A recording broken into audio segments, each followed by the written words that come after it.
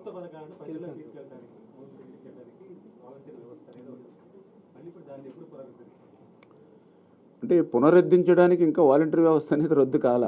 అంటే తాత్కాలికంగా election commission ఎన్నికల వేళ వాళ్ళని 2 నెలలు విధులకి దూరంగా ఉండమని చెప్పడం జరిగింది. అంచేత అది రద్దు అవుతే మీరు చెప్పినట్లుగా పునరుద్ధరించడం మాట వస్తుంది. అంచేత వాళ్ళు కంటిన్యూషన్లో ఉన్నారు.